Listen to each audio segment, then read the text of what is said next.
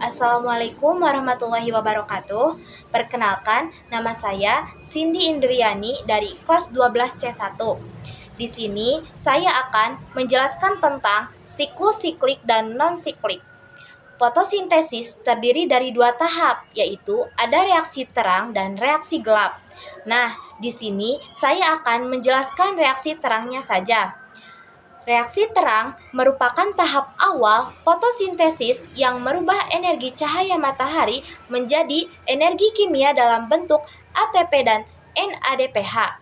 Pada reaksi terang, fotosintesis terdiri dari dua reaksi, yaitu fotofosforilasi non-siklik dan fotofosforilasi siklik. Fotofosforilasi non-siklik melibatkan fotosistem 1 dan fotosistem 2, sedangkan fotosistem siklik hanya melibatkan fotosistem 1 saja. Ini adalah gambar prosesnya.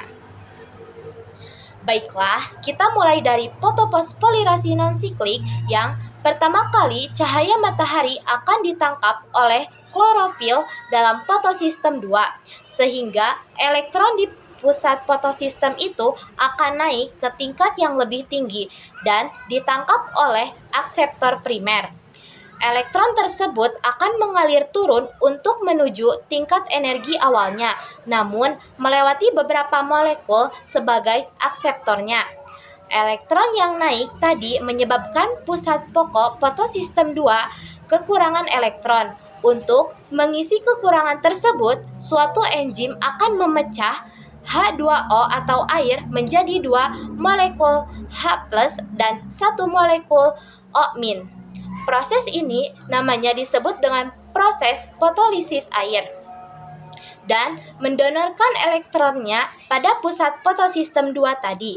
Dua molekul tadi akan bersatu dan akhirnya berubah menjadi oksigen yang akan dilepas oleh tumbuhan.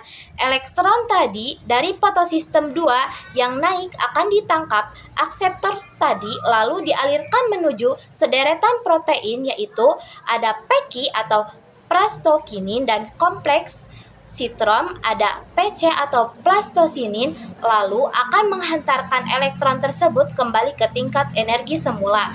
Ketika ditangkap oleh protein-protein tadi, elektron akan melepaskan sebagian energinya sehingga dapat digunakan untuk membentuk ATP. Nah, di samping itu, elektron pada fotosistem 1 juga telah teraksitasi ke tingkat energi yang lebih tinggi.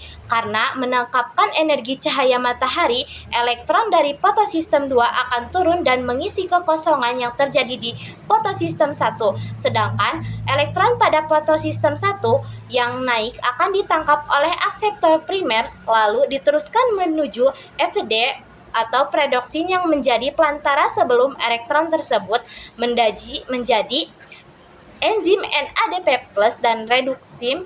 Enzim NADP reduksim ini akan menggunakan elektron untuk reaksi reduksi sehingga dia bisa membentuk NADPH. Nah, sekarang kita akan lihat fotofosforilasi siklik. Energi cahaya akan menggerakkan elektron pada fotosistem 1 sehingga naik ke tingkat energi yang lebih tinggi. Elektron yang naik tersebut akan ditangkap oleh akseptor primer, kemudian disalurkan menuju FD atau predoksin, FQ atau plastokinin, kemudian kompleks di sitokrom dan PC atau plastosinin lalu menuju ke tempat semula. Ketika bergerak menuju PD, FQ, kompleks sitokrom dan PC, elektron akan melepas energi yang akan digunakan untuk membuat ATP. Dan inilah perbedaan fotofosforilasi non-siklik dan fotofosforilasi siklik.